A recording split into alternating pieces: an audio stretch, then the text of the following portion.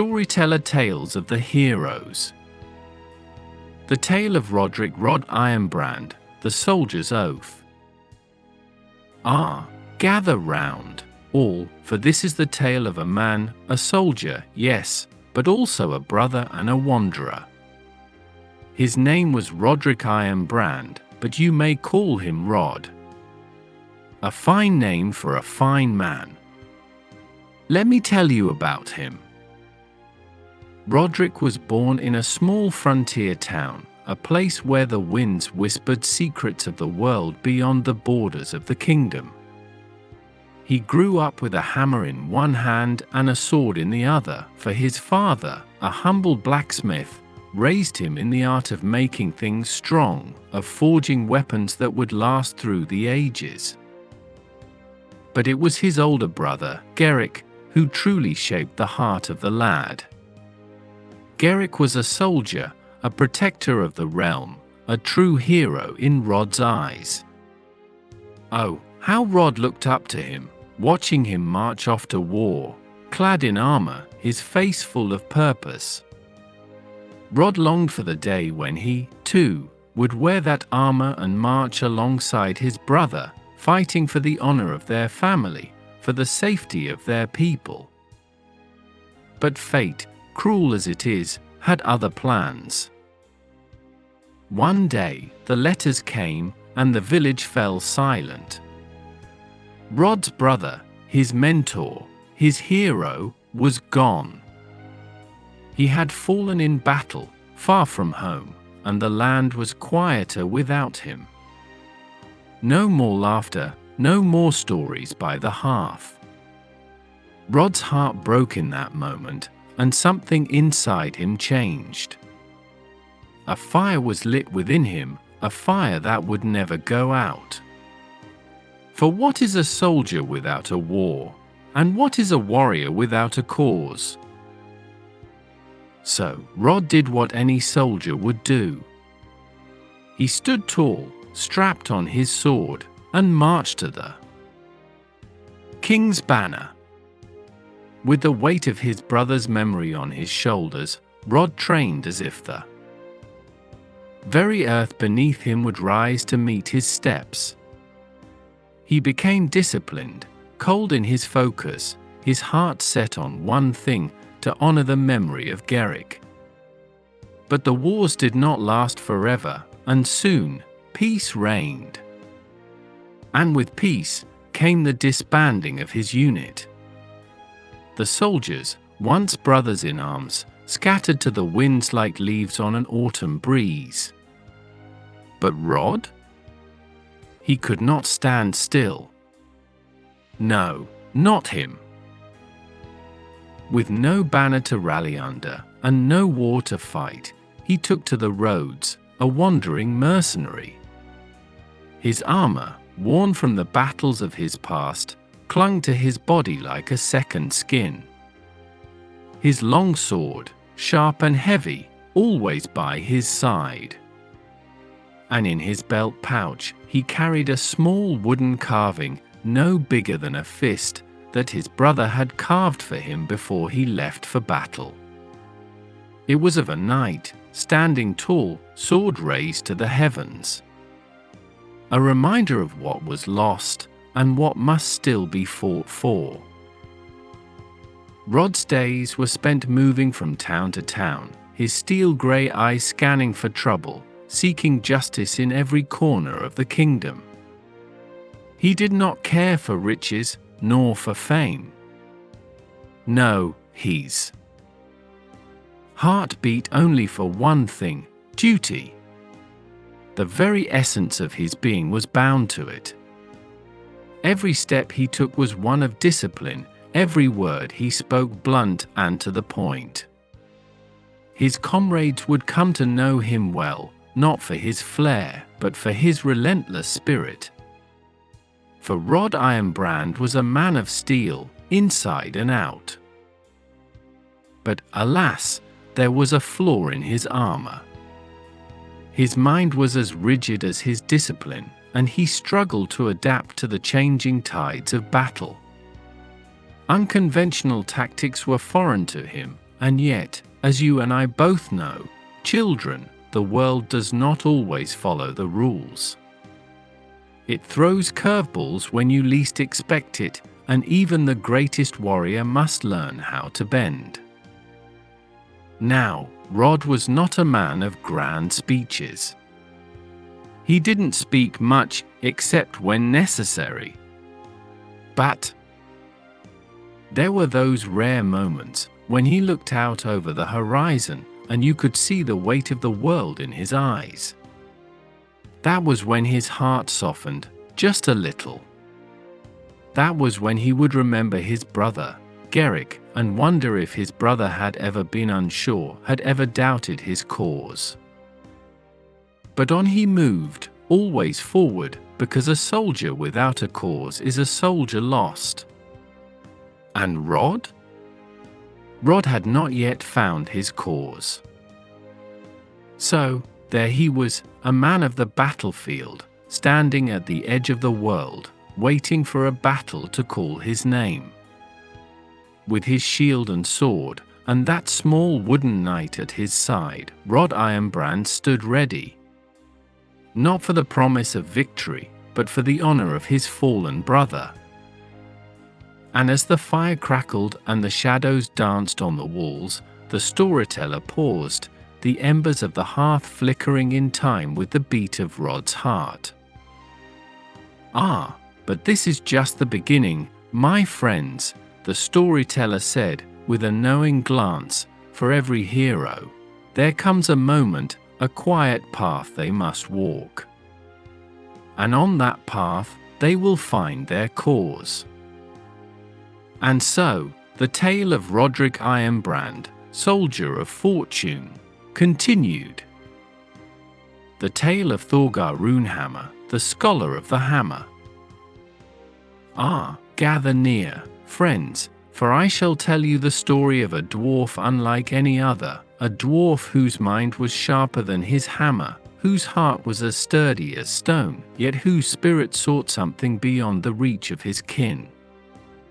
His name was Thorgar Runehammer, and though many dwarfs are known for their mastery of battle, Thorgar's true power lay in his knowledge, the knowledge of magic, runes, and the secrets of the ancient world.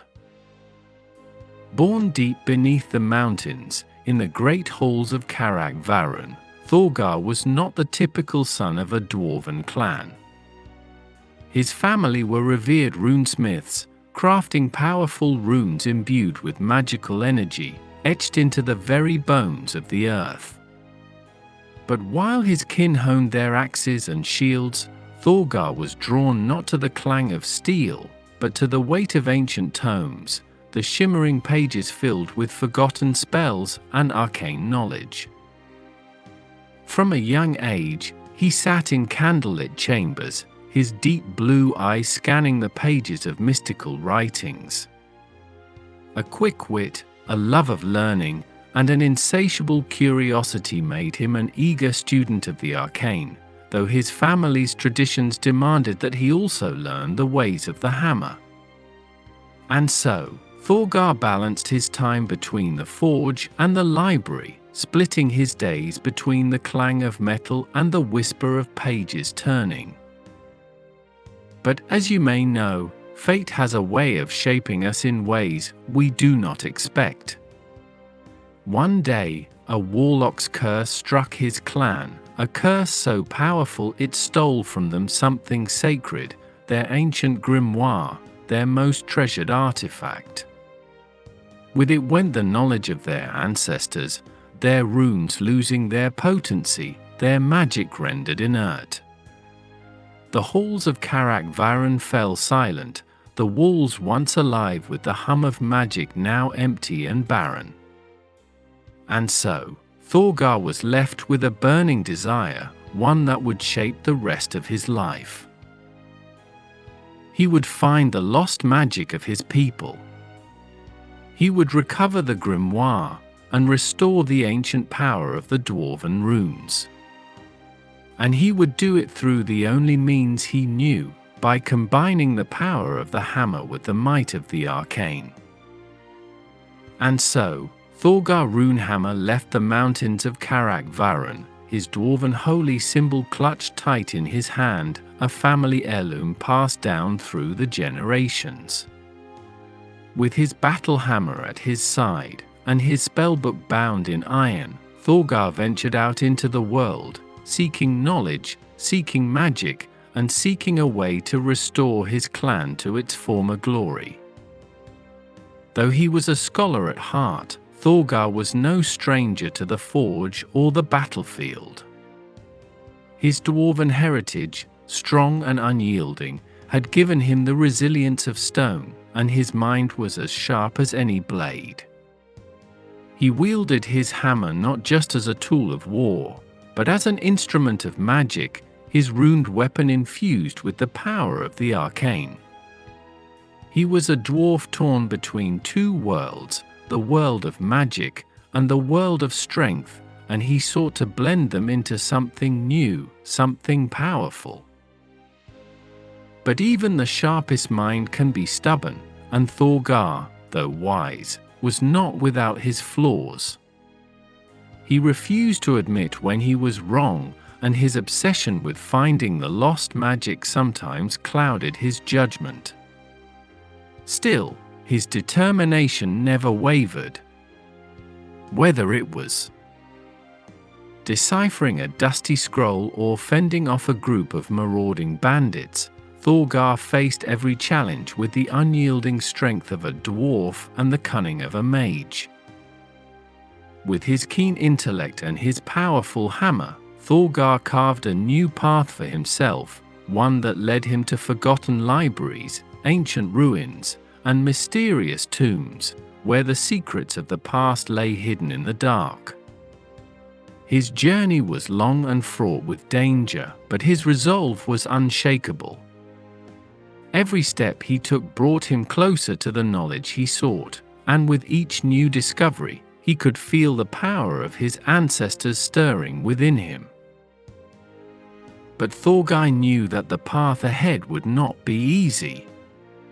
The magic he sought was powerful, dangerous, and elusive. And the warlock who had cursed his clan was still out there, lurking in the shadows, watching his every move. But Thorgar was not afraid. For he knew that the strength of his people lay not just in their hammers, but in their hearts, their minds, and their unrelenting will. And so, Thorgar Runehammer's journey continued, one step at a time, one spell at a time, one swing of his hammer at a time. His story was not yet complete, for there was much still to discover, much to learn, and much to reclaim.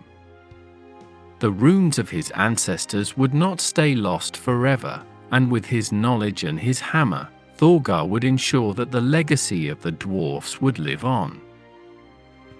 For as long as there was magic to be uncovered, and as long as there was a story left to be told, Thorgar Runehammer would walk the world, determined, resilient, and ever seeking the knowledge that would restore his clan and his people to their rightful place in the world.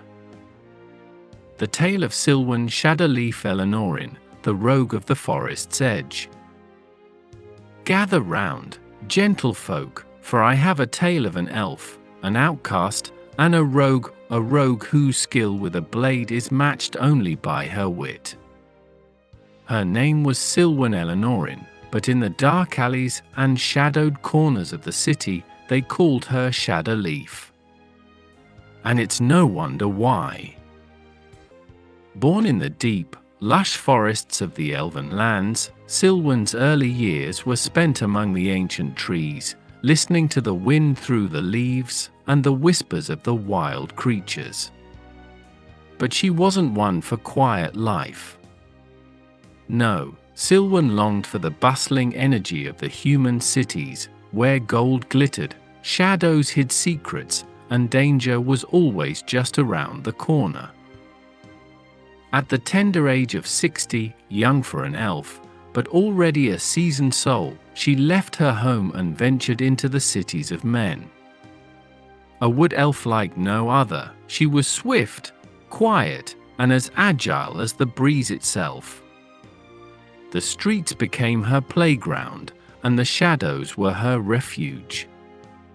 There, she learned that life wasn't about the rules, it was about the escape.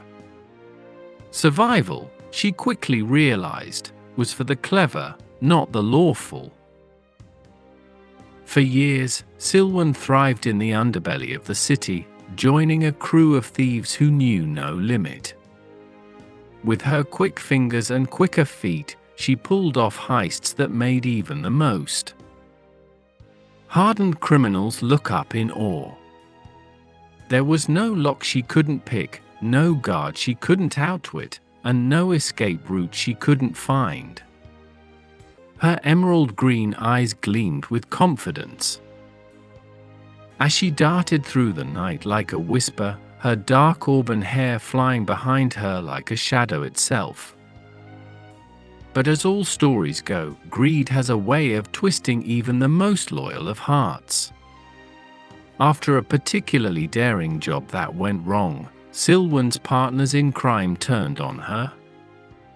Betrayed, left to bleed out in an alley, Silwen learned that trust was a luxury she couldn't afford. That fateful night, as she crawled from the brink of death, she made a vow that would shape her future. She would never be vulnerable again. Now, Silwen roams alone, a lone shadow in the city she once called home. Her once tight-knit crew scattered, and her name whispered in fear and awe. She has no allegiance, no master, and no trust. All she needs now is the perfect score, the one job that will restore her to her former glory and prove she can rise above those who abandoned her. Her weapons? A rapier as swift as a serpent's strike, 2 daggers that flash through the air, and a short bow that could hit a target even in the darkness. And always, her hooded cloak, dark green like the forest that raised her, hides her from prying eyes as she moves unseen through the night. But don't let the image of a clever rogue fool you, my friends. Silwen's heart is not stone, though she'll never let anyone too close. She is a woman of freedom, for she knows the chains of law and order are for those who cannot slip through the cracks. Yet, in her heart, she carries a deep wound, a scar of betrayal that burns even now. And while she may be overconfident, taking risks that others would shy away from, it is not arrogance, no. It is the fire of survival, of a woman who learned the hard way that nothing, no treasure, no alliance, no law, is worth more than her own freedom. And so, Silwen Shadowleaf Gelenorin remains a figure of mystery and legend. She is the whisper in the dark, the flicker of movement in the corner of your eye. She is always watching, always waiting. A dagger in the dark, a fleeting shadow, the rogue who can slip through any lock, escape any pursuit, and strike before you ever knew she was there. But remember, my friends, even the sharpest blade can be dulled, and even the fastest thief can find themselves cornered. For Silwen, the story is still being written, and who can say what her fate will be? Will she find redemption? Or will the shadows claim her, as they have claimed so many others before her? One thing is certain, she will never stop running, for freedom is the only treasure she truly seeks.